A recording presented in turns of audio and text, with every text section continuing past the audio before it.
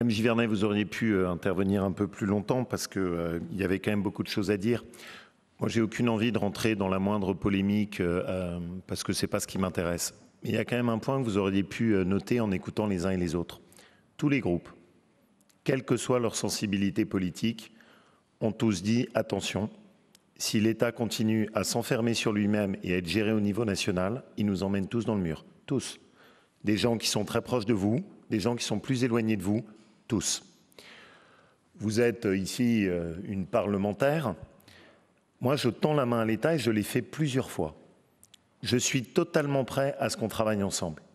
Mais pour ça, encore faut-il que l'État nous en donne les moyens. Vous nous demandez de coopérer à des fonds, mais il n'y a plus de ressources. J'ai proposé à l'État à ce que toutes les recettes qui nous soient affectées servent à la relance. Je n'ai pas de réponse. Et j'ai fait une proposition qui était très simple à Jacqueline Gouraud, qui elle-même m'a dit « aide-moi à obtenir des arbitrages budgétaires ». Je ne suis pas écouté. J'ai plusieurs fois proposé, y compris au niveau de Matignon, en leur disant « si nous avons des recettes qui sont garanties, nous nous engagerons à ce que vous ayez un suivi et une traçabilité sur les dépenses permettant de l'accompagner ». Je le dis simplement et vraiment sans qu'il y ait le moindre esprit de polémique, vous ne pouvez pas piloter notre pays en continuant à le faire de façon centralisée à partir de quelques ministères. Toutes les régions le disent toutes, chacune avec des approches qui leur sont différentes et qui leur sont propres, mais tout le monde porte le même discours. Les départements portent le même discours, les mairies portent le même discours, quelle que soit leur sensibilité. Et donc, sortez de cet isolement.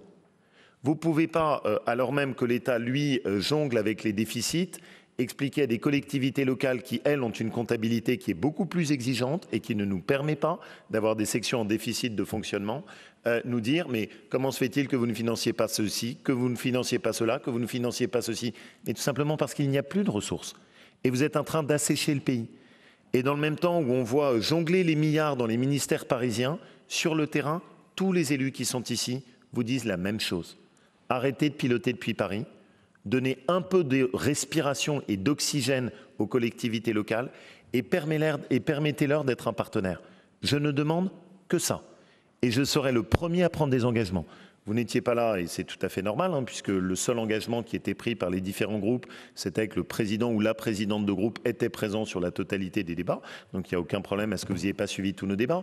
Mais on a eu avant une présentation qui a été faite sur le plan rebond et qui, lui, va être construit avec Pôle emploi. Et on va le faire en partenariat loyal. Donc je ne fais que tendre la main. Je n'attends que à ce qu'on puisse le travailler ensemble. Mais encore faut-il qu'il y ait une volonté de l'autre côté. Et aujourd'hui, le sentiment qu'ont des élus de toute tendance politique, c'est qu'on continue à s'enfermer dans une vision où on pense que c'est depuis Paris que les choses se gèrent. C'est fini ça.